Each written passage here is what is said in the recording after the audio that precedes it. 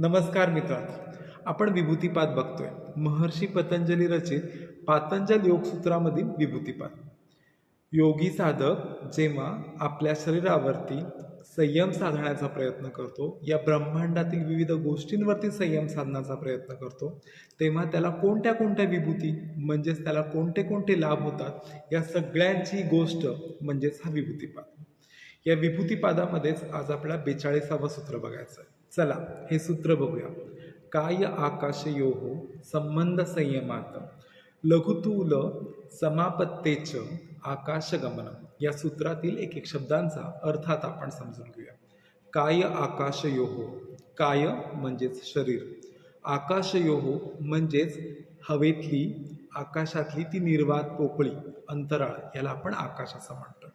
संबंध संयमात, ह्याच्या दोन गोष्टी आहेत, म्हणजे आपलं शरीर आणि आकाश यांचा जो संबंध आहे त्याच्यावरती जर योगी साधकाने संयम साधला तर लघुतूल समापत्तेचं. इथे लघु म्हणजेच काय तर सूक्ष्म किंवा आपण हलकं ज्याला म्हणू शकतो. तूल म्हणजे कापसाप्रमाणे, कापूस किंवा तुम्ही हलक्या ज्या वस्तू आहेत अशा पण बघू शकता. आणि समापत्तेचं, समापत्ते म्हणजे या ठिकाणी आपला अर्थ घ्यायचा आहे की आपली जी चित्ताची अवस्था असते ती चित्ताची अवस्था आपल्याला अगदी सूक्ष्म लघु अशा कापसाप्रमाणे करायची. च म्हणजेच आणि, इथे आणि हा शब्द या दोन गोष्टींना जोडण्याचा, म्हणजे आपल्याला आकाश आणि आपलं जे शरीर आहे यांचा संबंध संयमात करायचा आहे आणि कापसासारख्या गोष्टींवरती, हलक्या गोष्टींवरती आपल्याला आपलं मन, आपलं चित्त हे एकाग्र करायचं.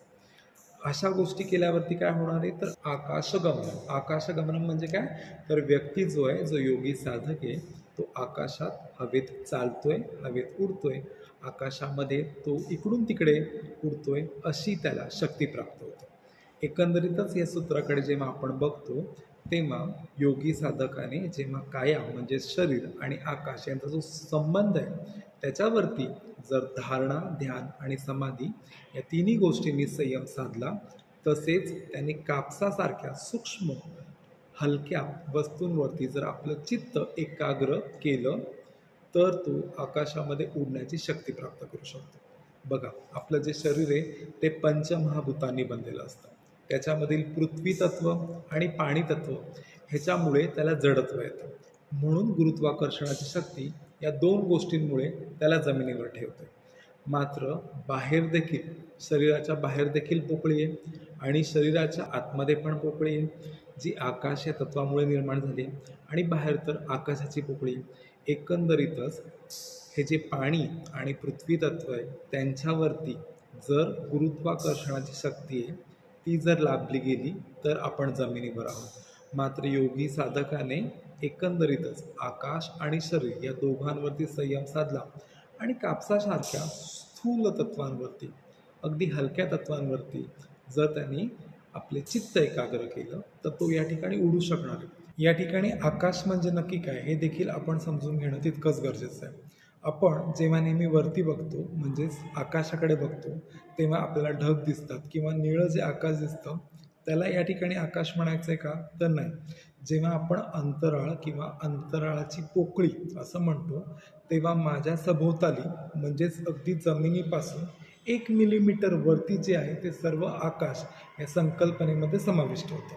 म्हणजेच या दोन हातांच्या मध्यभागी जे आहे त्याला पण आपण आकाश म्हणणार आहोत.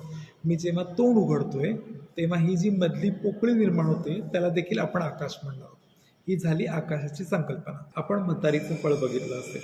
हे फळ जेव्हा फुटते तेव्हा त्याच्यामधून कापसासारखा बराच पदार्थ बाहेर निघत असतो आणि तो इकडे तिकडे पसरत असतो. त्याला जी लावलेली बी असते तिलाच फक्त जडत्व असतं.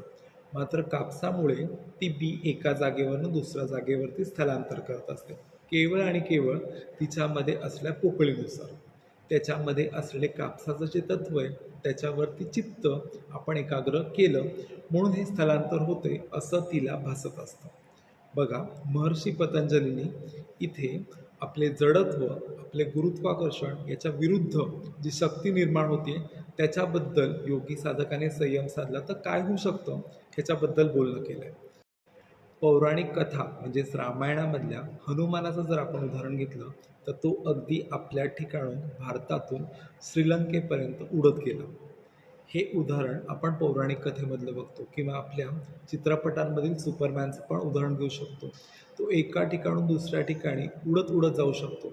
ही उदाहरणं हवेत उडण्याची आहेत. मात्र महर्षी पतंजलींनी आपल्या विभूतिपादामधल्या सूत्र नंबर 42 असेच एक रहस्य सांगितलं, ज्यातून आपण आकाशगमनम म्हणजे आकाशामध्ये उडणे, चालणे या प्रक्रिया कशा होऊ शकतात, कुठल्या गोष्टीवरती संयम साधल्याने होऊ शकतात, हे अगदी सहज शक्य करून दाखवलं.